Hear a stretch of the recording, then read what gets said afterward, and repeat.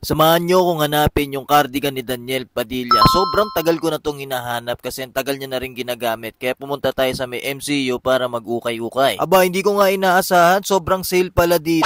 99 pesos lang lahat ng damit dito. Maniniwala ka ba ron? Tapos naman yung mga sapatos sila 50% off. Kaya sigurado kung win to win talaga. Imposibleng lalabas ka rito nang wala kang nabili. Ito nga pala yung mga nakita kong sapatos sa sigurado kung magugustuhan nyo. Kaya kunin nyo na. Lipat naman tayo sa mga damit. Dito nga pala may nakita akong mga polo na pwedeng pang church katulad nito, Third Art Online pare, tas may sweater, may cardigan na ako nakita honestly, kaso hindi siya black eh. Pwede nyo naman bilhin yan kasi 99 pesos lang din yan, pati itong jacket na to, baliktaran yan kapatid. Honestly gusto ko nga sanang bilhin kaso yung nobya ko ayaw niya eh, kasi medyo di daw bagay. Tapos may nakita rin akong ganito na coat, maniwala ka sa hindi, talagang 99 lang yan. Kung ayaw nyo magsukat, bigyan ko kayo ng tips, isukat nyo sa leeg nyo para malaman nyo kung kasya ba o hindi yung slacks. Meron din akong nakitang loafers, ang problema hindi kasya sa akin. Ang pagkakatanda ko 200 pesos lang yan, kaya bilhin nyo na. Sinubukan ko rin palang isukat yung nakita kong slacks at ito na siya pare, sabi ko sa inyo masikip pero binili ko pa. Pumunta na pala tayo sa kabilang shop. Ito nga pala, malapit siya sa may Yellow Cab Pizza. Ito yung pinakamalaking ukay-ukay dito sa Monumento. Air condition pa at syempre ang pinaka the best, sale sila ngayon, 220 yung mga jackets. Maniwala ka ron, yung mga jacket nila talagang high quality, ang gaganda katulad nito. Pwede mong pang ibang bansa yan, no? Pang Japan, pang saktong-sakto nga sa forma ko, no? At syempre, meron din silang mga coat katulad nito, sinukat ko din, bagay na bagay. Pero natatandaan nyo, ito yung hinahanap natin, 'di ba?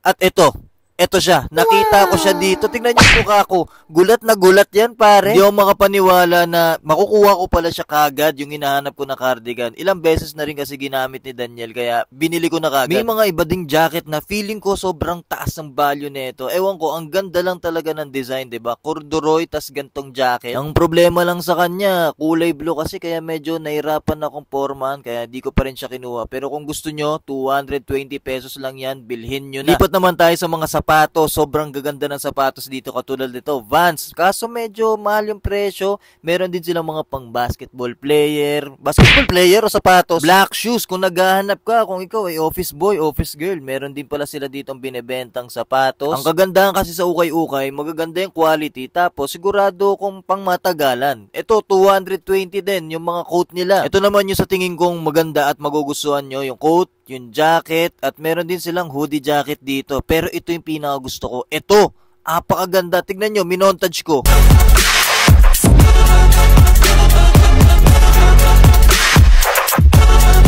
Hindi ko nga inaasahan na mabibili ko din yung coat na yon. Pero ito, maganda rin tong coat na to, 220. Hindi ko siya kinuha kasi medyo masyadong madaming design. Ito yung maganda.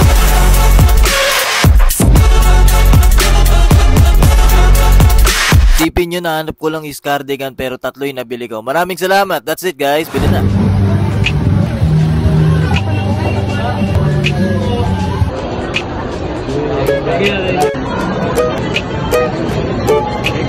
Magandang gabi.